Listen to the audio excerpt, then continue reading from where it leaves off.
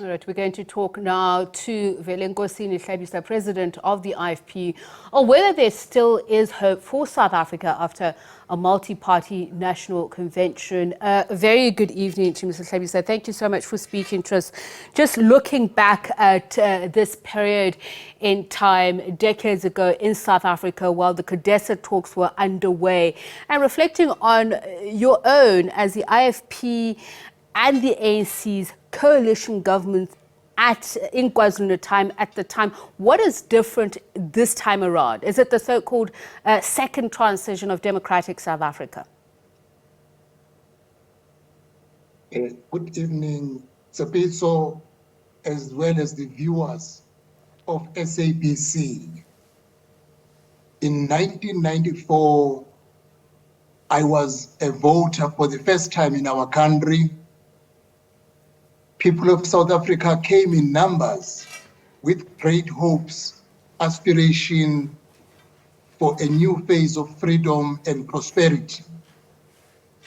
After 30 years, our country has been destroyed. Things are falling apart, moving from bad to worse. The political parties from the opposition decided to start engagement over a period of 3 months. We have been meeting every Thursday evening for 3 hours to prepare for yesterday and today, to mark a new phase, to rebuild what has been broken down over 30 years. The difference now, we have seen a political party having been trusted by people of South Africa, but letting down the people of South Africa. Those are the mistakes we will not commit. We come with our experience from the local government sphere to prepare for a coalition government in 2024 that will be able to deal with crime, unemployment, load shedding, and all issues that affect our people. This coalition is going to revive hope to our people who have given up even to go and vote, knowing that what does it help to go and vote, because we can't remove the political party that is failing our people indeed. This coalition team is built on the basis of rebuilding South Africa and be a solution to the needs of our country. So, Mr. Hlabisa, if we look back at 1994, the dream that many thought was realized, for instance, with the government of national coalition at the time, there was a need for it. There was a competitive edge between these two large parties, the ANC, although it was in collaboration with other parties, and the National Party. Fast forward almost 30 years later, this is what I'm saying, that it's not as if South Africa has not had a taste of a coalition governments or agreements at local or provincial level. And quite a few, if not a lot of those, have collapsed. So if you were to reflect back on the journey that the IFP and ANC traveled at that time, looking back, what lessons were learned? You've recently teamed up with the ANC at local government.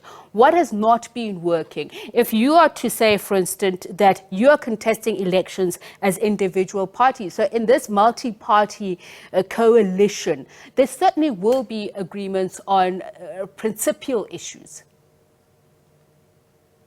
Indeed, Tsepiso, if you can look honestly in the first years of the Government of National Unity in South Africa, things were not as bad as they are today. The economy was better, job opportunities were available, crime was not as worse as it is. When the ANC was ruling as a single party, misused the majority principles, abused power, abuse the resources. The Zondo Commission told us billions of money that were abused under the full watch of the ruling party when it was ruling as a single country. The difference with this combination, there will be sufficient checks and balances with people with sufficient experience from provincial, national, and having been involved at a local sphere and learned lessons of how to get a coalition government that will be sustainable. That is what differs from the then, which was good, made the country progressed, but at the end of the first government national unity in South Africa, things deteriorated, and eventually we are on the verge of collapsing as a country. That is why we feel something must be done.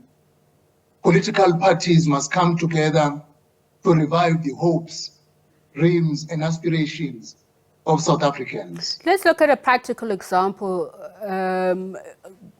Affirmative action. There have been those who recognized the need for it in terms of acquiring redress, looking at the majority of this country, particularly against the backdrop of high unemployment and poverty levels. So you say, as a multi-party coalition, you will have autonomous decision making. But how will you break deadlocks, for instance, should it come to the approach on achieving redress? So if the people of South Africa can judge over the past 2 days, not even a single matter from all the items in the agenda was deferred to another date because we could not make a breakthrough.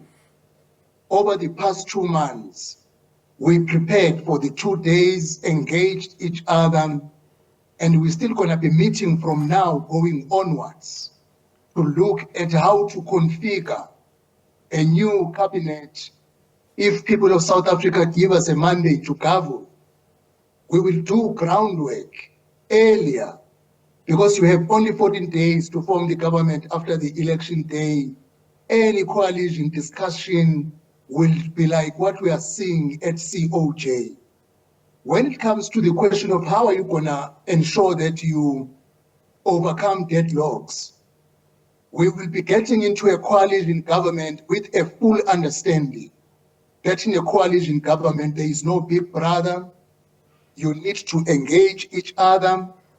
You must get along with you people with sufficient qualification and experience in terms of dealing with dispute and breaking the deadlocks to ensure that we have a free flow of government. Of course, it's a bit the IFP, the Democratic Alliance, ACDP, NFP, Freedom Front Plus, we are in working coalition in KwaZulu-Natal.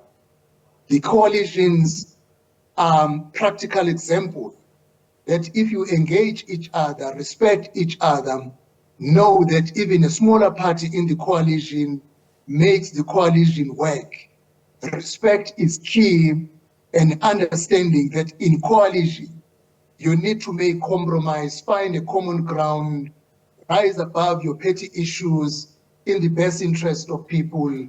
We are confident. People really should congratulate the political parties from divergent political views, 7 of them, over 2 days.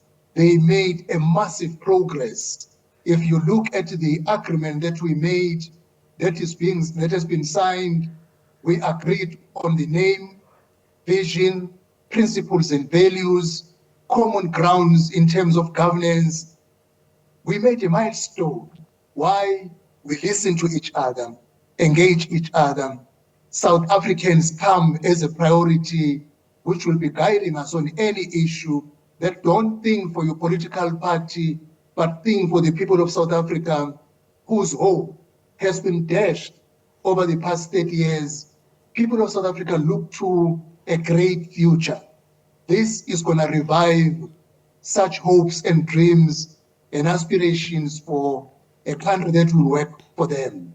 We will cut down a bloated cabinet to ensure that more money is directed to the needs of our people. Although we couldn't pronounce today, the position of deputy ministers, we feel, are not necessary in all ministries. We will conduct a scientific study to see which department must have ministers. If one or two, we will remain with only one or two deputy ministers. The rest will be only ministers. All right, thank you very much for your time. Wish we had more.